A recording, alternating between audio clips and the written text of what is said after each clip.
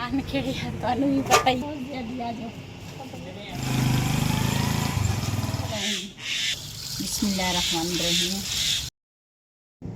बिस्मिल्लाहिर्रहमानिर्रहीम। अस्सलाम वालेकुम। मैं हाँ तुहाडी भैन पंजाबी पठानी। तुसीं देख रहे हो मेरे यूट्यूब चैनल। अल्लाह पाक तुहानू खुश रखे आबाद रखे। इसे दुआ दे नाल शुरू करते हैं अज दा व्लॉग। अज मेरे परसों भी आए सी, कल भी आए सी, अज मेरे फिर मेहमान आउण लगे आ ते जल्दी जल्दी घर की सफाई की, बर्तन में धो ले आ ते हुण उनके खाने का इंतजाम करांगी। जो भी पकावांगी तुहाडे नाल शेयर करांगी। जदों आउणगे फिर तुहानू मिलावांगे वो किहड़े मेहमान आ, मेरे खास मेहमान आ मेरे जिन्हां ने अज आउणा वा मेरे कोल। ये जिहड़े बर्तन आ ना मैं सुबह उठ के धोते सीगे, लेकिन जिहड़े नाश्ते दे सीगे वो मैं हुण धोते आ ते मैं कहा इन्हां ते भी नाल पानी ना मार दूंगी ते साफ हो जाणगे दोबारा।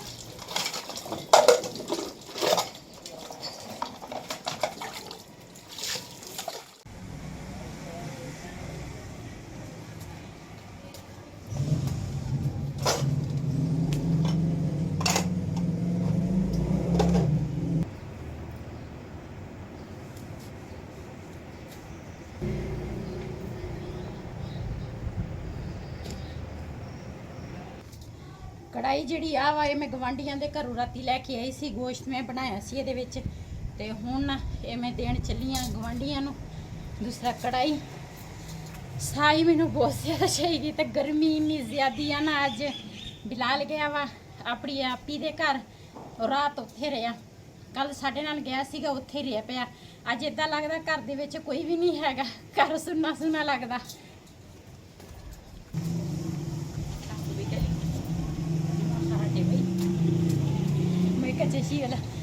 कढ़ाई देन गई सी लेकिन वो हजे सुते आ। मैं कहा चल ठहर के मैं फिर कढ़ाई दे आऊँगी।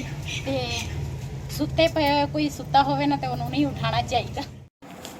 सुबह सुबह खीरे लियाते आ ते चावल लैके आया बिलाल का पापा किलो ते मेहमानों वास्ते खाने का इंतजाम कर लगी। खीरे तो लभदे नहीं सी, अज ईद का तीसरा दिन आ ते खीरे महंगे भी बहुत आ। 2 दुकाना खुलियां सी सब्जी वाले, सब्जी वाले अंदर वाले सब्जी वाले को लैके आया। 2 दुकाना सिर्फ खुलियां सी, उतों लैके आया। कहते अज बहुत महंगे सी, लेकिन सलाद तो फिर लाजमी बनाना सीगा, इस करके मैं क्या पहले चावल साफ करांगी, उस तो बाद फिर बिस्मिल्लाहिर्रहमानिर्रहीम।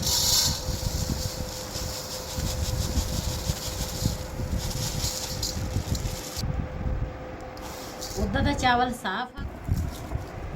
पहले लसन छिलांगे, प्याज जड़े हैं ना वो कौड़े बहुत आ ते पखे थले में बैठी हाँ। बाहर तो गर्मी बहुत ज़्यादा, अज तो हवा भी नहीं चलती तो इस करके मैं क्या फिर वो पखे दे नाल ना प्याज अखां नूं पैंदा तो इस करके पहले लसन छिलांगी, बाद च प्याज कटांगी।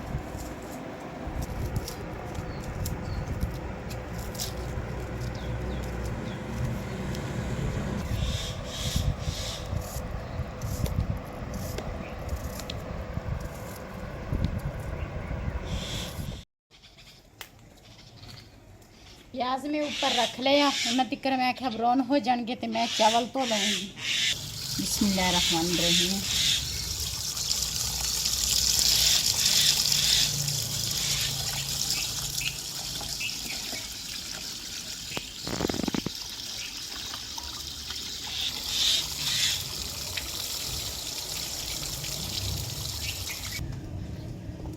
माशाल्लाह चावल में धो ले आ।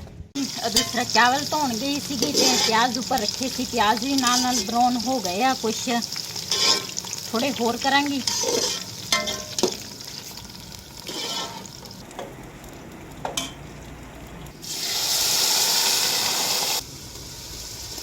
टमाटर ते हरियां मिर्चां भी धो के ले आई।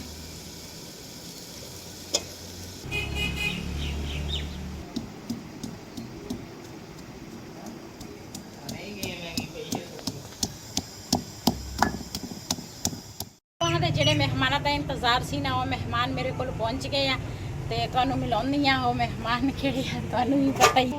आ जाओ। आज 3 दिन हो गए गर्मी की वजह से। चलो मोहम्मद सुभान ठीक ठाक है। क्या सुभान ही देख रही। बिस्मिल्लाहिर्रहमानिर्रहीम।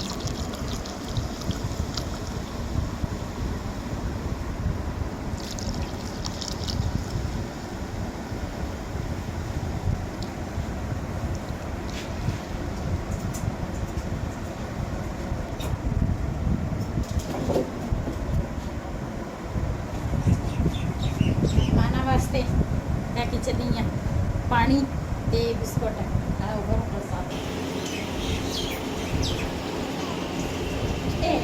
बड़ी कहनी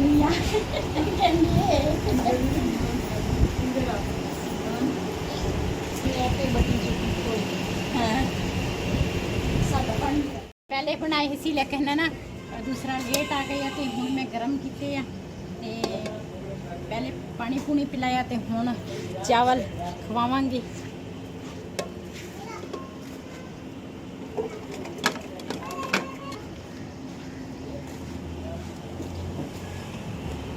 खाना शुरू करो।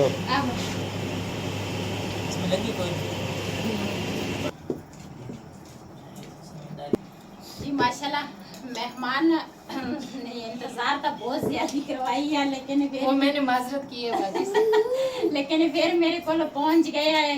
फिर पता गर्मी बहुत ज्यादा है, इन्नी गर्मी है ना बिस्मिल्लाह गर्मी बहुत ज्यादा है इस करके ना बच्चे सीगे छोटे इन्हां दे नाल ते फिर हुण माड़ा थोड़ा जिहा ठंडा होया ते आए हैं ते कोई ऐसी गल नहीं ते कदी कदी इंतजार हो जाता वा। तो माशाल्लाह से बाजी हमारे लिए बहुत ही प्यार से हम लोग खाना बना रहे हैं।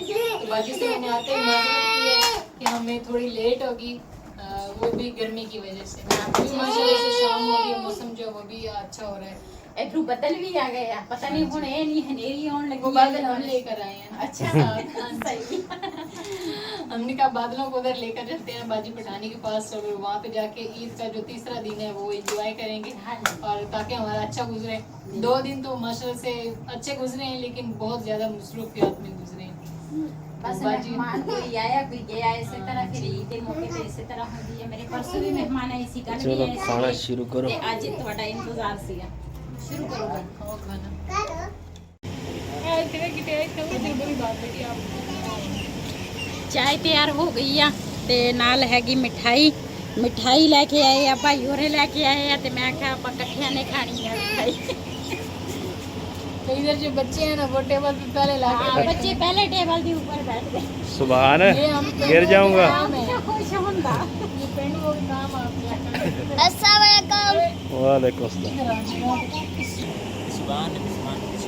मान मेरे ਹੁਣ ਚੱਲੇ ਆ ਘਰ ਨੂੰ ਤੇ ਬਹੁਤ ਬਹੁਤ ਸ਼ੁਕਰੀਆ ਤੁਸੀਂ ਟਾਈਮ ਕੱਢ ਕੇ ਮੇਰੇ ਕੋਲ ਆਏ ਆ ਈਦ ये आपका प्यार है, आपका प्यार ही हमें खींच लाया है ना यहाँ पे। ਤੇ ਈਦ ਦੇ ਤੀਸਰੇ ਦਿਨ ਮੇਰੇ ਕੋਲ ਆਏ ਆ ਤੇ ਬਹੁਤ ਖੁਸ਼ੀ ਹੋਈ ਆ। ਇਹੀ ਭੈਣ ਭਰਾਵਾਂ ਦੀ ਇੱਕ ਮੁਹੱਬਤ ਹੁੰਦੀ ਹੈ, ਇੱਕ ਚਾਹਤ ਹੁੰਦੀ ਹੈ ਜਿਹੜਾ ਕੋਈ ਯਾਦ ਕਿਸੇ ਨੂੰ ਕਰੇ। तो इस तरह से हमारी भी जो है वो अच्छी गुजर गई। हम बाजी के पास आ गए हैं, तो बाजी भी अकेली थी यहाँ पर, तो हमने कहा चलो इस दफ़ा जो है ना इकट्ठे ही जो है ईद मना लेते हैं। आज ਸਾਡੇ ਲਈ ਛੋਟਾ ਜਿਹਾ ਇੱਕ ਤੋਹਫਾ ਮਿਠਾਈ देख लें अभी ये ज्यादती कर रही है बाजी पठानी। ਨਹੀਂ ਨਹੀਂ ਜ਼ਿਆਦਤੀ ਨਹੀਂ ਇਹ ਦੂਸਰਾ ਭਾਈ ਨੂੰ ਦੇਣੀ ਹੈ ਮਿਠਾਈ ਤੁਸੀਂ। चलो ठीक है, इतने प्यार से अगर बाजी ने दिया तोहफा तो ये ले लेते हैं। ਮਿਠਾਈ ਮੈਂ ਪਹਿਲੇ ਵੀ ਨਾ ਦੂਸਰਾ ਲਿਆਂਦੀ ਜਦੋਂ ਬਾਜੀ ਹੋਰਾਂ ਨੇ ਕਿਹਾ ਨਾ ਵੀ ਅਸੀਂ ਆਉਣਾ ਤੇ ਮੈਂ ਮਿਠਾਈ ਬੇਟੇ ਕੋਲ ਮੰਗਵਾ ਕੇ ਘਰ ਰੱਖੀ ਸੀ। ਮੈਂ ਆਖਿਆ ਜਦੋਂ ਆਉਣਗੇ ਨਾ ਤੇ ਮਿਠਾਈ ਮੈਂ ਲਾਜ਼ਮੀ ਦਵਾਂਗੀ ਤੇ ਇਹ ਬਸ आगे बात नहीं बताई कि मिठाई क्यों दी है, किस खुशी में है मिठाई। बस वो भी खुशी है ये भी बताएंगे जब टाइम आएगा। हाँ इंशाल्लाह वो भी खुशी है कि हैगी आ वो राज ही राज आ वो बाद ਵਿੱਚ ਦੱਸਾਂਗੀ इंशाल्लाह जी इंशाल्लाह। ਜੀ ਅਲਹਮਦੁਲਿਲਾ ਮਹਿਮਾਨ ਸਾਡੇ ਚਲੇ ਗਏ ਆ ਤੇ ਗਰਮੀ ਬਹੁਤ ਜ਼ਿਆਦੀ ਹਵਸ ਹੀ ਬਣਿਆ ਹੋਇਆ ਵਾ।